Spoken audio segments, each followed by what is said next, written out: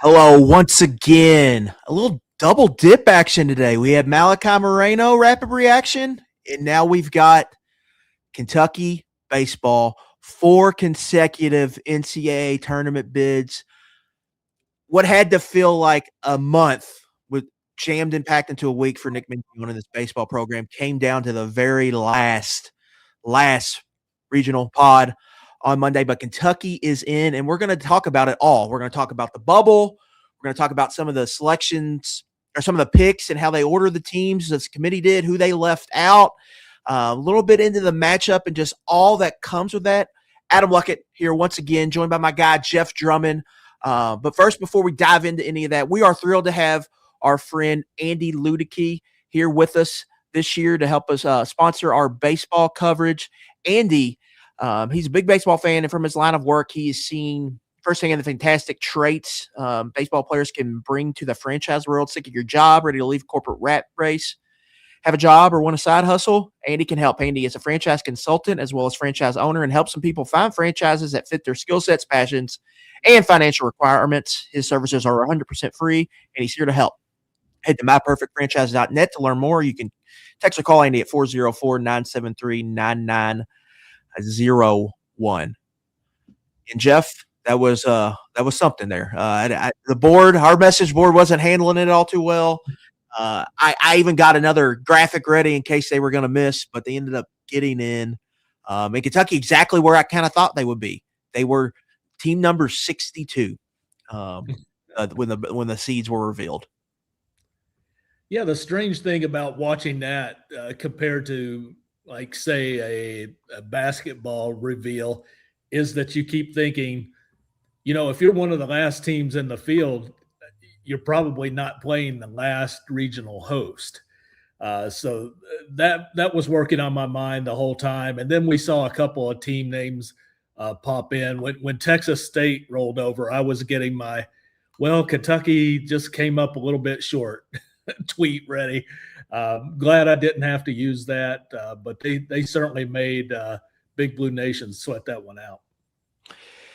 Yeah, I think to me that was the first one was NC State, because when NC State popped up, and that popped up early, you go and look at the just kind of comparison between the two. It's really not close with Kentucky and NC State, but it turns out they had them above NC State above them, which I was just kind of shocked by. NC State was 14-16 in the ACC, so it wasn't like they had this crazy good conference record.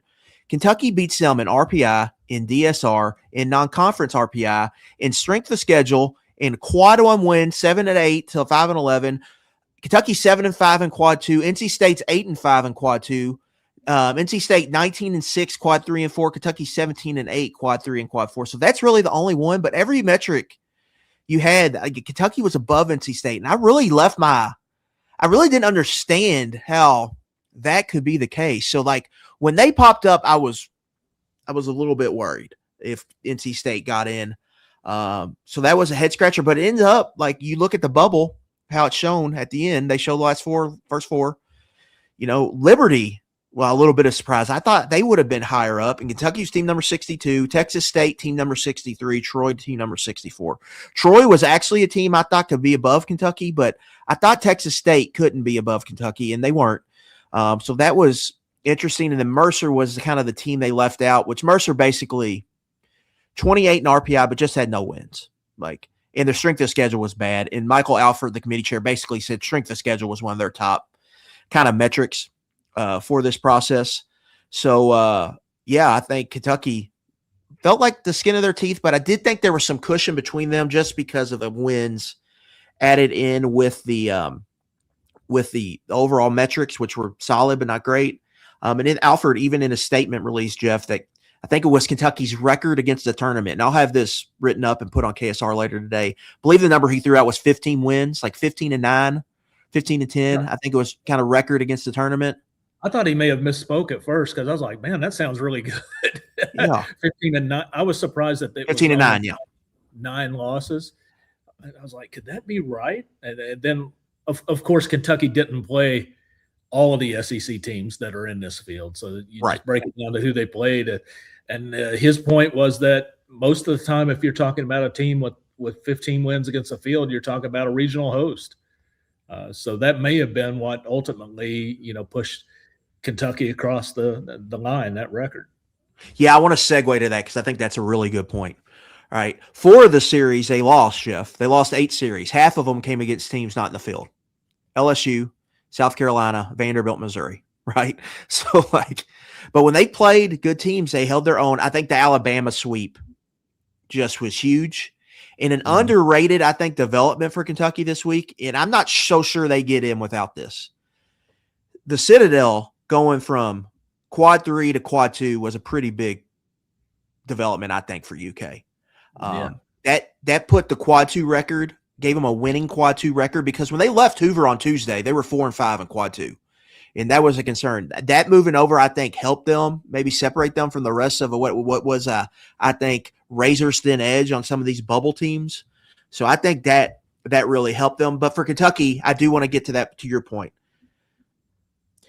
It feels like they did the hard part. It was the easy part that was the reason why they were on the bubble. The hard part was going and winning, avoiding sweeps, winning games, having the frontline starter and being able to win games. Like, you tell me Jackson Jelkin was going to have the season he did, and they were going to go, I think it was 7-3 in starts. He started 7-3 or 6, maybe 7-4.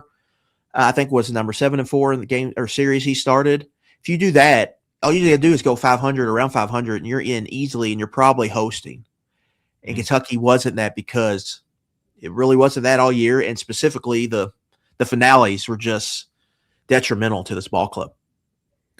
Well, it almost feels like the way Kentucky played too, and almost getting the job done in several of these games, getting down to the 8th and 9th inning, and not being able to close some of those out.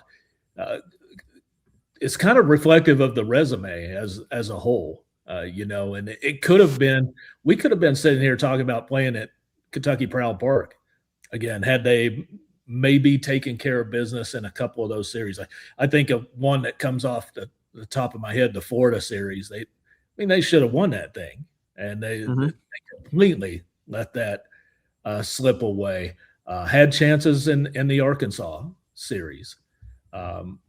It was just a recurring theme over and over that kind of made their lives more difficult.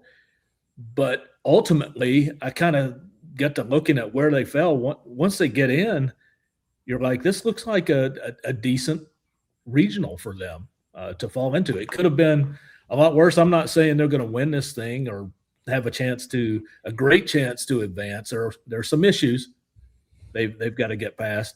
But if you drew it up and you had to pick, I think, a 4-team regional, this one kind of makes sense for giving them a shot.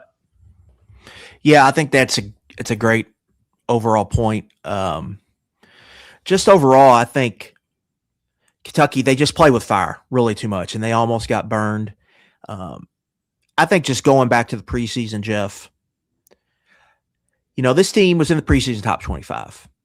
And you thought like it had a good chance to be fighting for hosting when SEC play started.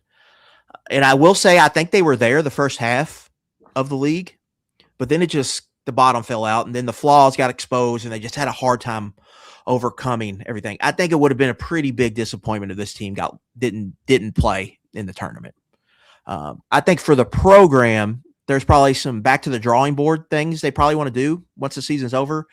But I do think 2 things. I think what they accomplished, not getting swept, I know people want to be skeptical of that, but I think that's a really significant deal. Like, I do think that shows just kind of the resiliency and a little bit of your culture as an organization, just staying in the fight, for lack of a better phrase. And they did that really all year. And even when it was at the worst, they found a way to kind of dig, fight, and claw their way through it. So I think that is good. Now they get into a regional, and I'm very interested in just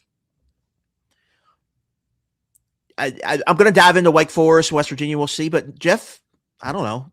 They might have the best pitcher and the best overall player in this pod, right? With Jelkin, and Tyler Bell. So if you have that, you feel good. So I'm interested to just see, like, what is the management of this, and how do they go and attack Wake Forest game one, and then where do they use Jelkin, and just how is it? It feels like now that we're kind of diving in, I think need to dive into just kind of now what do they do? How they go about accomplishing this? Can they make some noise? I'm very interested to see just how they kind of build a plan together, because there's a West Virginia team sitting there that they're very familiar with. They played last year, played two, I think 1-1 ball games there in Clemson. So teams they went toe-to-toe with last year, and they could face them again. It'll be the third time in 4 years Kentucky and West Virginia have faced in the postseason if that happens. So it's really a kind of fascinating regional from that aspect. And to your point, like you look up and it's like, hey, now, they're not in UCLA. They're not in Georgia Tech. So they're playing a team you think they could maybe make some noise against. Now, the bad part is if you get out of here, you got to go against that behemoth out there in Westwood potentially. But just for the first weekend, they've got a chance, I think, to potentially make some noise. Just from a drawing of teams, like this, probably the best chance in advance Kentucky could have gotten. Yeah, I even had to start doing some deep dive there. And I haven't got into it too much over Binghamton. I think is that the Tony Kornheiser school that he used to always mention. It seems to, I'm not sure. That rang a bell as soon as it popped up on there. I said, "Is that the school that Tony Kornheiser always said on PTI?" Gonna have to learn a little bit more about that bunch, but we know quite a bit about the other three, and I don't think there's a great deal of separation between West Virginia, Wake Forest, and Kentucky. West Virginia is impressive, though, when you look at their metrics, and 8-5 record in quad one games, played some really good people. And when you talk to folks around college baseball and read about their situation there in Morgantown, a very distinct home field advantage too, and they feed off a really rowdy crowd there, so it should be a really good environment and a tough place to play for all these other three teams in the regional. Yeah, just pulling up West Virginia's metrics right here: 8-5 quad one. They've got the road sweep over Kansas, which was really their big moment. Kansas, of course, had a big series. Teams similar to Kentucky, just from a ranking standpoint. UCF sitting there at 36. UCF took the series against West Virginia. So just from a ranking standpoint, they have lost to similar teams. TCU, that was a real close series. 2-0 Frogs, 4-0 Mountaineers, 6-4 Mountaineers. So that was a real close series. That's as far as one seeds go, like, this is a team you feel like Kentucky can go toe-to-toe with. And then Wake Forest, they're sitting there at 20 in the RPI, 16-14, excuse me, in ACC play, 38-19 overall. You see them. They played a ton of quad one games, didn't have a ton of success, 5-15 overall. They got swept by Georgia Tech, swept by Florida State at home. Now, after that, when they play teams kind of in Kentucky's range, so you're looking at the 30-40 mark, they lost 2 or 3 to Miami. They beat a Liberty team that was right on the bubble with Kentucky on the road, two-run win there. They won 2 or 3 against Pittsburgh, who was right outside the bubble. And then they won another game against Liberty at home. So you've seen this team's kind of held its own against Kentucky-type competition. And Wake Forest, of course, is a strong program. They're in the tournament. It feels like every year they pump out pitchers. Anyone that follows the Reds knows that. So I'm interested to dive into these. But just from a draw standpoint, this is about, I think, as good as Kentucky could have gotten. And to your point, Jeff, when I make the trip to Morgantown, I am very interested just to see just the atmosphere. Because we all know about West Virginia fans. Everyone's heard the stories. Are there couches burning in the parking lots when I'm pulling up at 10 a.m. For that first game? It'll be an interesting crowd, interesting scene. But Kentucky, I've never thought this team had been overwhelmed, though, even on the road in some of these tougher environments. Where I think they've gotten in trouble is just they can't throw strikes in some of these games. So I'm interested to see just how they handle that and just what the overall plan is, I think, for how they go about attacking this regional, just from like a series planning standpoint of how we're going to get wins and what arms we're going to use, this, that, and the other. Yeah, I think that might be even more interesting this year than some previous years. There's always debate about how you start these things. And a lot of people will say you got to get the first one, you got to throw your ace, and then there's others that say you got to think long term, and we've seen it work both ways. The interesting dynamic that Kentucky has going now is they entered the season with Ben Cleaver considered the ace, the projected number one guy out of this bunch. It ended up being Jackson Jelkin. He's been lights out, phenomenal. But we've seen some signs the last few weeks of the old Ben Cleaver. And even though he was struggling for probably 2/3 of the season, his numbers weren't all that bad. He just could not get deep into games. They were having to remove him, second or third inning, time and time again. If he can get you 5 or 6 innings, like he's shown here lately, that changes the whole dynamic and what you might be able to do with that plan. Especially if that first game, I haven't looked at the matchups yet, like batter pitcher type stuff. But if Wake Forest, if they've got some lefty bats, that might be a direction you consider going, and seeing if you can win with Ben in that first one, and then you've still got your ace in the pocket there. Yeah, Cleaver last year, Jeff, he started first game of the regional for Kentucky. 6 innings pitched, 6 hits allowed, 3 runs, 1 earned run. There was a bad error for Kentucky that kind of allowed West Virginia, I believe, to tie the game in the 5th and 6th inning. And then 5 strikeouts, 1 walk. For Cleaver, for me, Jeff, really this year, it's been just control is really the big problem with him. It's just been throwing strikes. That's ultimately why I think he's gotten pulled from games. He just hasn't been able to throw strikes, and he's just struggling to get things together. So that'll be interesting to watch. But also Nate Harris had a good outing last year. 6 innings, allowed 3. Walks were an issue. Gave out 4 walks.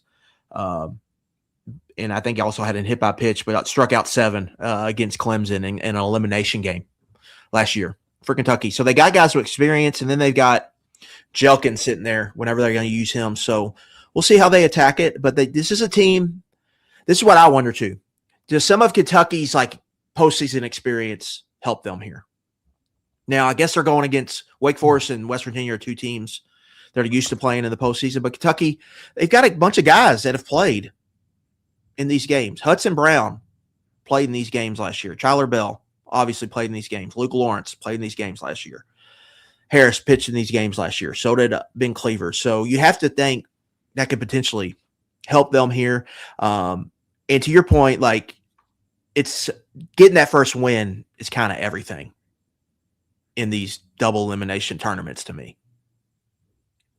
Yeah, it is. But even as we've seen, it's kind of a microcosm of Kentucky's season, the way this is going to set up. You may get that first win. If you roll Jackson Jelkin out there, he could dominate and get you off on the right start.